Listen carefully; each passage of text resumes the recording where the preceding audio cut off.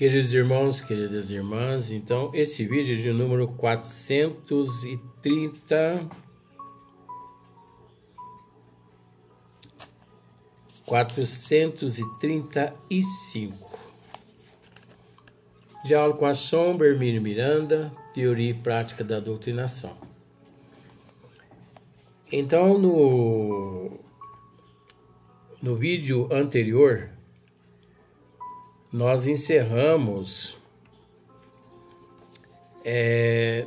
exatamente nesse trecho onde nós vamos reler novamente. Porque a forma conforme Hermínio Miranda trata aqui deixa a desejar.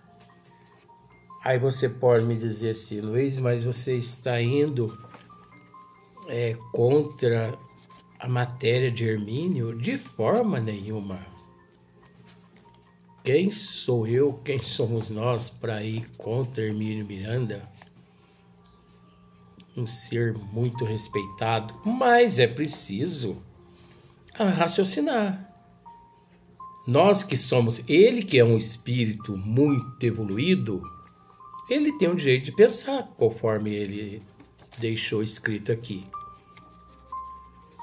Mas eu, principalmente nessa minha inferioridade, eu tenho que raciocinar.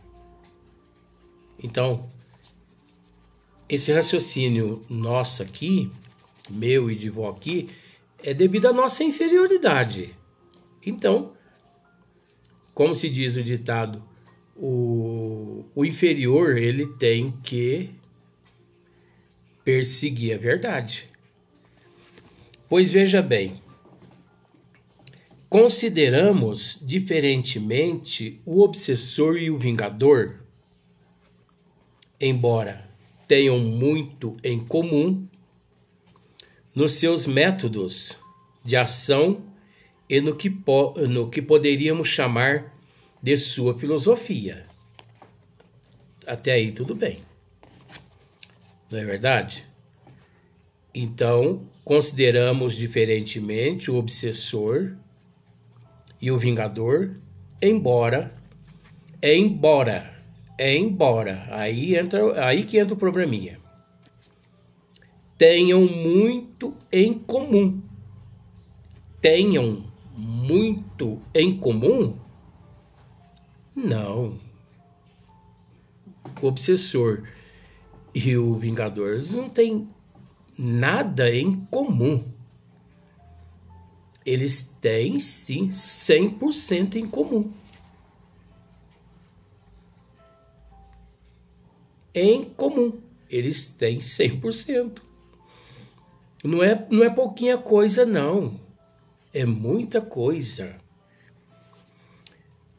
Nos seus métodos de ação e no que poderíamos chamar de sua filosofia. Olha só. Nos seus métodos de ação. Nos seus métodos de ação. Se nós aqui prestarmos bastante atenção, a forma como o vingador, né, e o obsessor age, nós chegamos a uma conclusão de que os dois praticamente atuam idêntico. Eles são idênticos nas ações, no comportamento, nas atitudes, na cobrança, na forma de perseguição, na forma de análises, porque o obsessor, ele permanece próximo ou às vezes muito ligado ao obsidiado, analisando as suas atitudes, o seu comportamento, O obsessor e também o vingador, eles vasculham todos os registros do obsidiado. Porque é ali que eles encontram o ponto fraco. É preciso entender que, do mesmo modo que o obsessor encontra-se interligado ao obsidiado, o vingador também encontra-se interligado à sua vítima. Vamos usar esse termo vítima, só para separar. Porque essa ligação é uma conexão. É uma conexão de pensamentos. Que, no entanto, se a vítima policia as atitudes, o comportamento, a moral, se a vítima se instrui, se ela busca recursos, é natural que o vingador a perde de vista. Então, vejamos, a vítima do vingador só sai prejudicada pelo vingador porque ela permanece e mantém-se ligada através da mente, das atitudes, do comportamento, das ações negativas.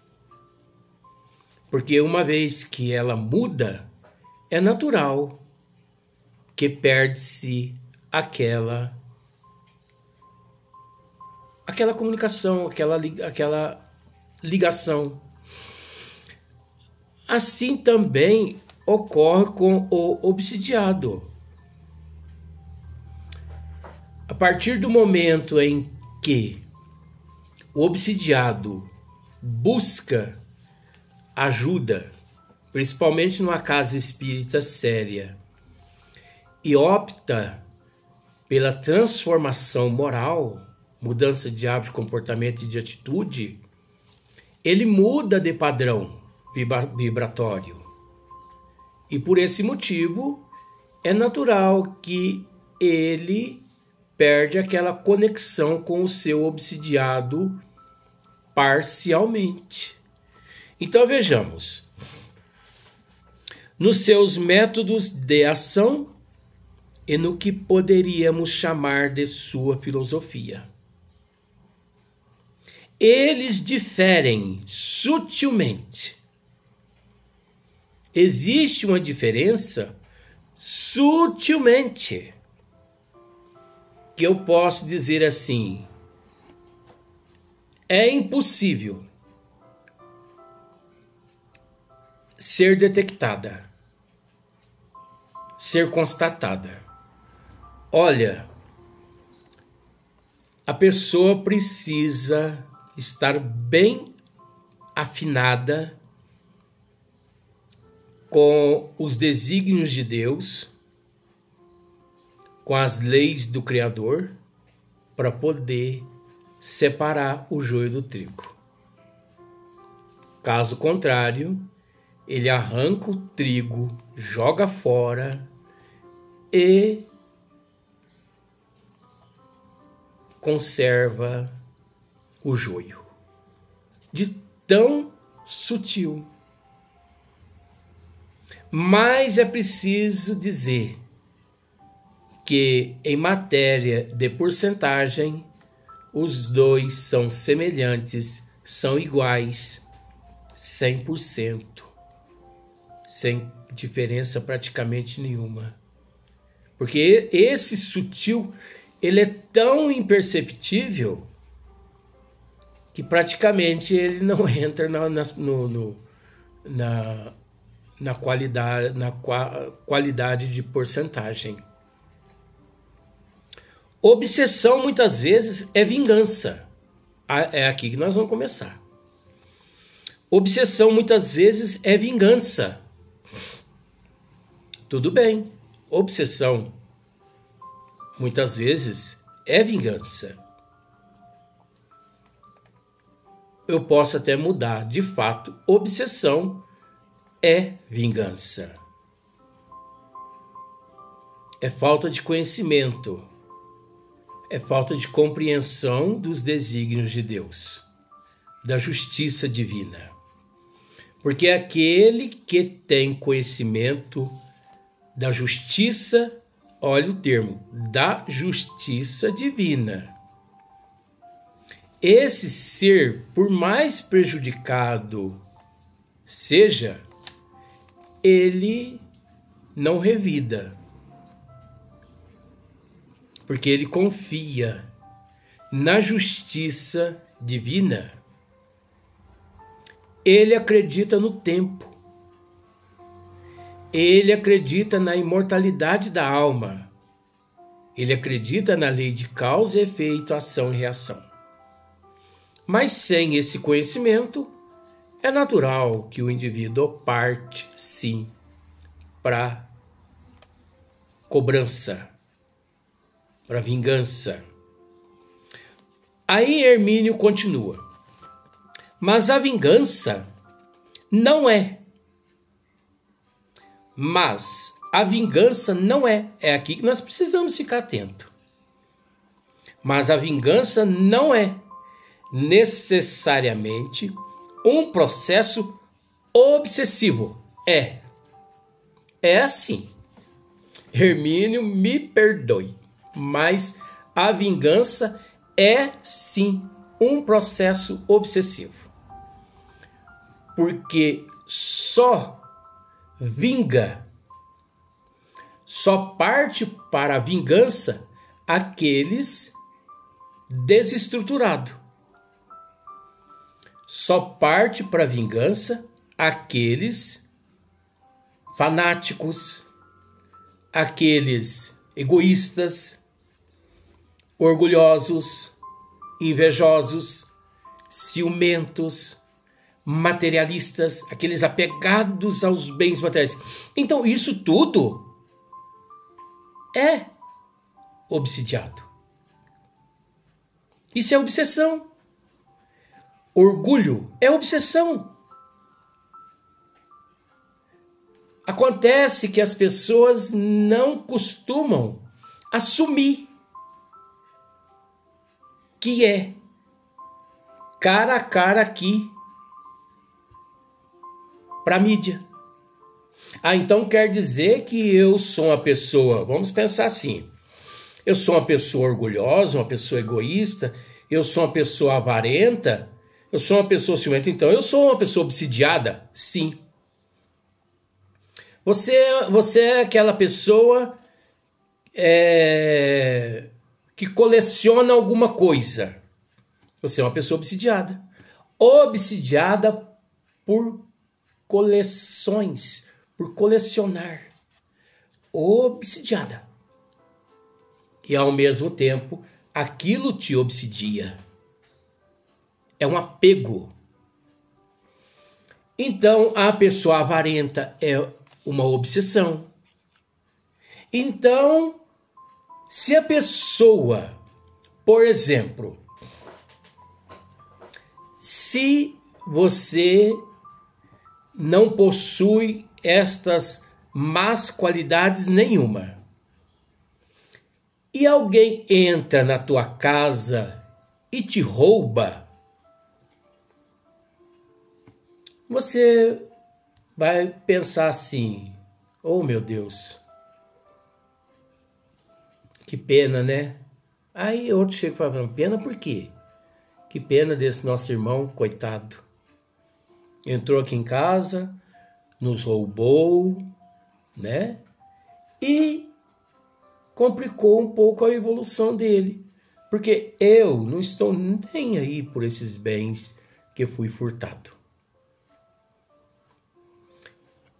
Por quê? Por que você não está nem aí por aquilo que levaram de você?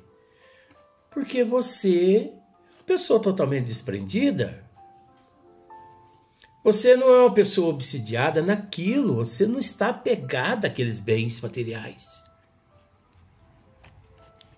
Eu tenho um amigo meu, ele sabe que eu estou falando dele. Ele é tão obsidiado, mas tão obsidiado nas coisas que tem, que olha, se você pedir um livro para ele, ele não te empresta. Não te empresta. Um dia, quando os livros não estão mais servindo a ele, ele doa.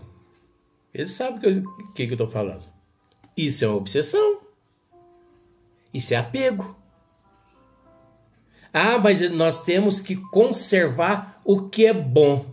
Ora, gente, isso é egoísmo. Nós temos que contribuir para a autoevangelização do outro. Então, você consegue entender, por exemplo, no nível em que nós nos encontramos. Veja bem, eu contei uma historiazinha a uma amiga minha, eu assisti um pedacinho de um filme. Um cara estava indo com o carro dele próximo a um despenhadeiro e rolou uma pedra e caiu em cima do carro dele. E matou ele. Só que ele não sabia que tinha sido morto ali. No entanto, ele saiu fora do carro, mas quando ele sai, aparece o seu obsessor. Só que ele não sabia que era obsessor. E aquele obsessor começou a conversar com ele. Eu não falei que eu ia acabar com você? E ele ficou meio assim, né? Meio passado. E ele não sabendo o que tinha acontecido, abreviar a história. Veio um carro e ele, para ter certeza que não tinha morrido, ele foi pedir ajuda para essa pessoa no carro. Mas essa pessoa desce e vai até o corpo, ali dentro do carro, pega a carteira daquele falecido, retira todo o dinheiro, põe no bolso e vaza, vai embora.